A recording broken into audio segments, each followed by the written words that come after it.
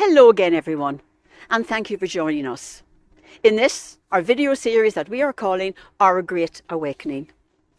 And in the last video we dealt with the chakra system, and we explained to you the 7 chakras that we all have, what they're for and how they are used to connect us to all things spiritual. And then we followed that up with a video explaining to you how you balance and energize your chakras, which is what we all need to do on a regular basis. And today we're talking about the aura, the electromagnetic field that surrounds every living being. And again, we're back to the same 3 words: energy, vibration, and frequency. Declan. We are all part of this great cosmic web of energy that all our universe is made up of. And that begins with a vibration. So a vibration is a movement, and a movement gathers together in all these aspects of the great web of energy and creates a frequency. And that's the degree to which the molecules are moving. And that then in turn creates energy. So we are part of this vital, energetic collective that is moving, lesser and more so dependent on that part of the energy, dependent on us. So when our energy is moving slowly or vibrates slowly, then that creates a dissonance between the great collective and us, which ultimately leads to disease and illness and sickness. So, Eileen. And each one of us has our own individual energy field around us. And that energy field is the aura. And the aura is, if you like, a roadmap as to our physical, our emotional, our spiritual well-being. We can read each other through the aura. And that's what holistic therapists and what Yeshua and Mary Magdalene were all doing. They were reading the aura to see where the energy is blocked. Because when there's an illness, say for example you have a sore shoulder or a sore knee, the energy is blocked flowing around your aura in that area. And it's simply a matter of moving the energy on. Your aura does not lie. Your aura is totally truthful because it reflects everything genuine inside you. And it's very easy to read the aura. So let's try here. First of all, if you put your hands together like this, just don't go completely together, just go slowly and come to where you feel a kind of a sponge effect. That's your aura. Or again, in your hand, come down until you feel the sponge effect, and that is your aura. That is your own electromagnetic field surrounding you in the shape of an egg. Now, let's take a look at, for demonstration purposes, let's take a look at Declan's aura. Can we use your body, Declan, for demonstration Absolutely. purposes? Thank you. Now, you might not get a first time around, but practice will. Now, to see the aura, you've got to soften your vision. Don't squint. You just got to soften your vision slightly. So just soften your vision and look at the top of Declan's head. Now, not just at the very top. Go a little bit above his head and soften your vision, and you should see a kind of a mist arising from Declan's head. That is Declan's aura. And every living thing has that mist rising from it. The same with the mountain behind me here. Look on the top of a mountain, especially the sky is blue. You can see very clearly the mist rising from the top of the mountain. A leaf, a tree, anything that's living has an aura. And it can be seen. But it takes practice to be able to read it. Now let's go back to Declan's aura. I'm not going to read it because I'm not going to tell you Declan's secrets. I'm just going to... Can you see the mist rising from the top over about here? You can see a mist rising. Now, according to your mood, according to your emotions and your feelings, that aura changes. Declan, can you think of something sad for us, please? Get a sad thought into your head. Now, maybe those of you who are practice reading the aura will see that Declan's aura has come down, or else it's got darker. Even around here, because he has got a sad thought. And so remember, the aura reflects everything that's going on in your mind, in your head, in your emotions. Now, Declan, can you give us a happy thought, please? Think something happy. Now again, those of you who can read the aura will see Declan's aura rising again or becoming brighter. So good thoughts will make the aura brighter. Negative thoughts will make the aura smaller and more dull, if you like.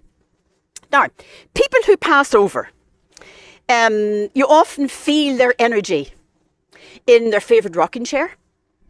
That's because their aura is still in that chair. Same way as a child has got a very favourite teddy bear or blanket or sheet, and you can't even get that from them to get it into the wash to get it washed. That's because their aura is in that and they feel that comfort. When you buy new clothes, you don't feel comfortable until your aura gets into them. A new car, you've got to get time to get your aura in there. And our new house, you've got to get time to get your aura in there. Now, I'm going to ask Declan, and where's our camera lady? Where's our Hollywood producer? Is it okay for me to move here? Yes. Thank you. I'm going to ask Declan to move over a bit, and I'm going to step into Declan's place, and I'm going to feel Declan's aura. Let's see how this goes. Before you go, Declan, can you think of something happy, please? Don't put me into a negative aura. And when you're ready, if you move, I'm going to move into Declan's space. Now, I've now stepped into Declan's aura. How do I feel? Well, I don't feel, oh, get me out of here. I'm not feeling that. But I just don't feel comfortable because this is not my space. If I stand here long enough, yes, my aura will come into this space. But right now, it's Declan's space.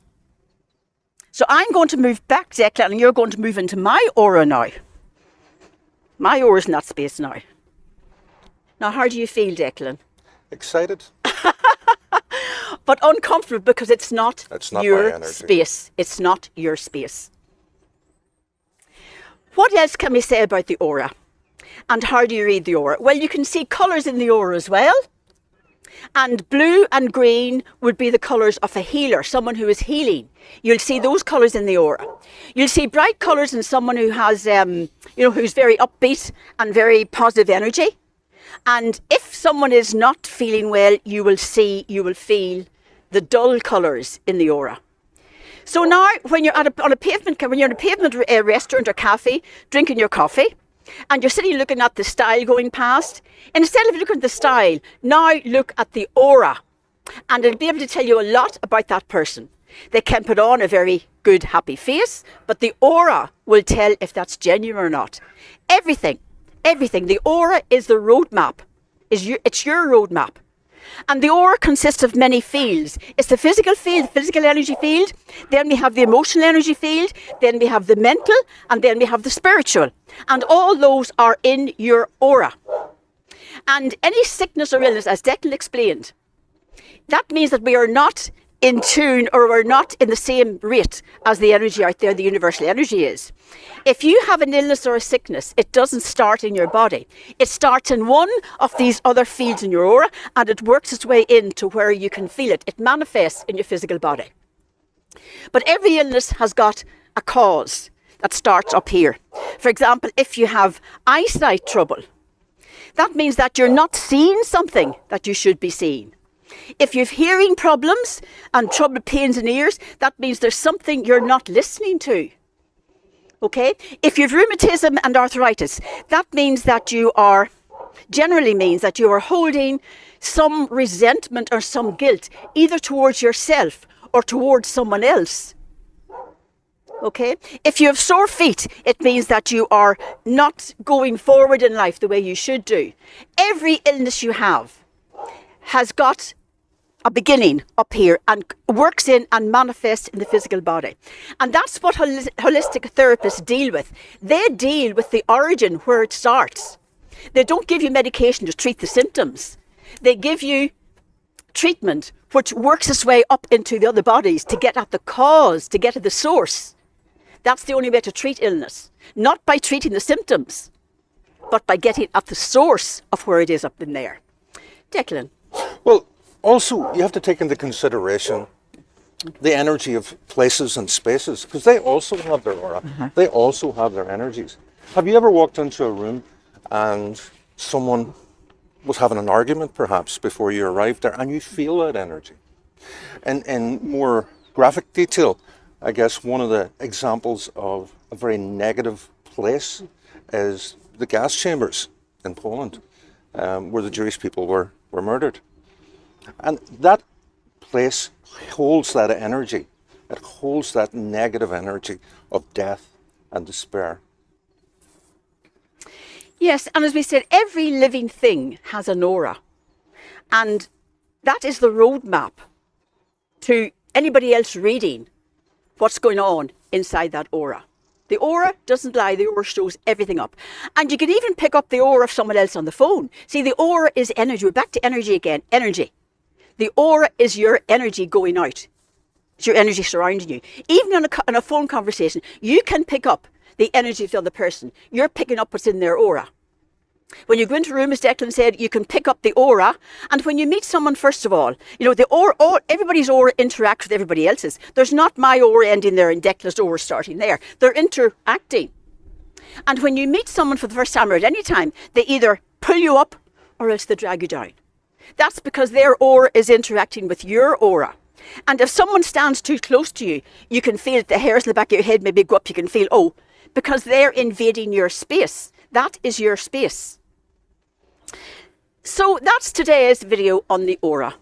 And tomorrow we're going to post out an exercise for you as to how you can keep your aura cleansed, because it's very important.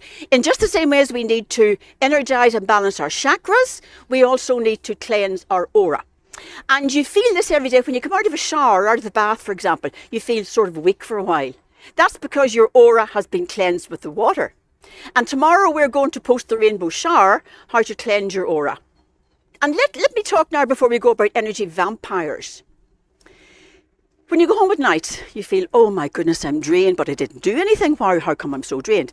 That's because you have met an energy vampire somewhere along the day. Energy vampires suck your energy because a bright aura, it's the same principle, like attracts like. A bright aura coming out and walking down the street attracts other bright auras to it. And a dark aura attracts dark auras to it. But there's an anomaly there. The bright aura just does not attract other bright auras, it also attracts dark auras because they're looking for a feed. They're the vampires. They see you coming and they say, right, here's breakfast, dinner and tea all in together. They're not doing it consciously. They're just attracted to your aura. And they suck and they suck and they suck and they drain you dry. And you need to keep your aura protected. And you do that very easily by drawing the white light of spirit around you and the blue cloak of Archangel around you. And draw it around your children too in the morning before they go out to school. Draw the bright white light around them of spirit and draw the blue cloak of Archangel Michael over them. Protect their aura. Because all our auras need protected. Otherwise, the vampires will get us. Or, in fact, if you maintain your space within, if you're grounded, if you're at ease with yourself, throw up your aura out, throw it out as a protective cloak. So when that energy comes at you, that vampiric energy comes at you, it'll bounce off. Simple as that. Be strong within yourself. Think strong.